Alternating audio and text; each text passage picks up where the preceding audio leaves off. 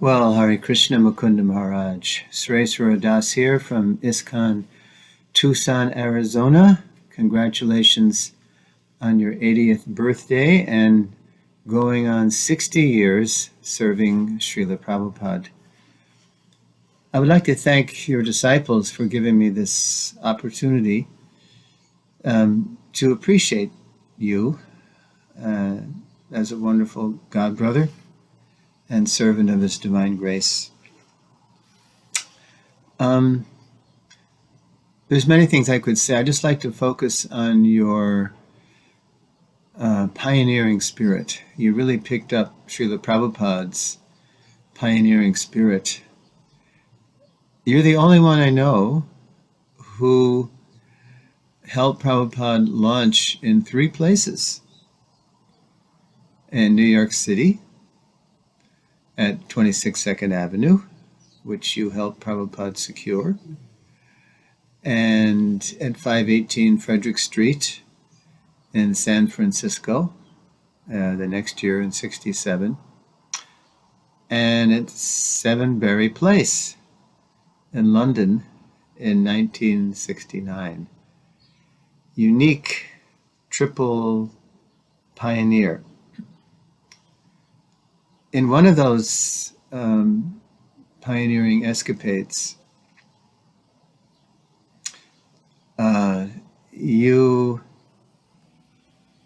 because you were there for Prabhupada, when Prabhupada was in the Bowery, as you've nicely documented it in your Miracle on 2nd Avenue, and also in the Lilamrita, Satsvarup Maharaj documented how when Prabhupada was attacked at 94 Bowery by his deranged loft mate, it was you that Srila Prabhupada turned to. So because you were there for him, Prabhupada was there for you later in the same year. You and your partner Jan were in some legal trouble in August of 66. You were framed on some trumped up drug charges. And the only one who didn't abandon you when you had some legal trouble was Swamiji. That was quite an amazing thing to read, how you had to go to jail and Allen Ginsberg helped you spring you from jail. And then you had been trying to make it on in the music scene in New York City. But none of your friends even asked you how you were doing later when you finally got out and were recovering from that incident. Only Swamiji called you to ask how you were doing. And that was a turning point in your life. And you had the gratitude to realize that Swamiji, he was the only one who really cared about you. And you decided then and there to commit to Swamiji and his mission. So that was very inspiring to read. And therefore you became that key player, helping Prabhupada secure 26 2nd Avenue, and then at 518 Frederick Street in San Francisco, and 7 Berry Place. You were always behind the scenes, helping make those things happen. For example, in London, while Shyam Sundar now famously carved a wonderful temple out of the redwood that became the first center in London, it was you who were dealing with the heavyweights, securing a bank loan, and as soon as those crusty Brits saw George Harrison's name as a guarantor on the loan, then they immediately passed it. So You and Shamasundar Gurudas and your wives at the time had befriended the Beatles. That's forever will go down in history as a unique service to Srila Prabhupada. You really picked up on Prabhupada's spirit of never thinking small and pioneering. I first actually met you in Los Angeles in 1976 after your Grihasta days had run their course. You came to LA wearing saffron, and it wasn't long before you pioneered something else. The ISKCON World Review, the first Hare Krishna newspaper, long before the internet and all these websites we have today.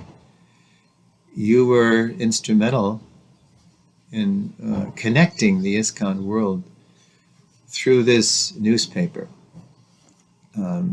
Late 70s, early 80s, launching that. And I had moved to Gitanagari by 1980. And you actually came out to Gitanagari to visit us because we were the leaders at that time in plain living and high thinking. Working bulls, milking cows, getting awards, preserving a lot of food. So you encouraged us, it was very nice, to keep on developing Gitanagari. And because you knew that was Prabhupada's strategic plan to attract the whole world to Krishna consciousness through these rural communities.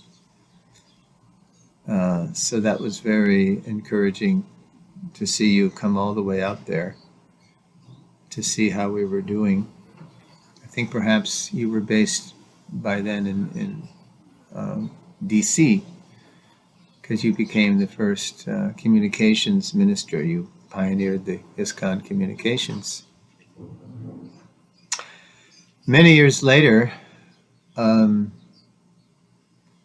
after I had also moved on from the Grihasta ashram into Vanaprastha life, I was traveling the world with my founder Acharya seminars, and during my 2 visits to New Govardhan, Australia, which you've, for many years now, you've called your base, you were very encouraging to me to continue in the message of helping our ISKCON culture become more founder Acharya centered. And I was very happy to see you living in one of these rural communities yourself, amid nature's bounty and the land and the cows. And also how you were still as relevant as ever, as vital as ever, in touch with especially the young people who are visiting New Govardhan, and keeping your finger on the pulse of public consciousness, which you've always done so beautifully. And also you were writing, and you're still writing. I think in 2013 you were writing a column. I forget exactly, maybe the Hindustan Times. So yeah, you were not only encouraging me, but it was encouraging to see how even in your senior years you hadn't lost your edge at all, and you're more relevant than ever. It was just last year that you reached out to me by email. It was so good to see your to see your letter. You were reaching out with a book idea to glorify cow's milk, because you know as well as I lived in Gitanagari for 13 years, that Prabhupada was always glorifying cow's milk, as it is, not the store-bought stuff, but as it is from the cow, from protected cows. How they develop the finer tissues of the brain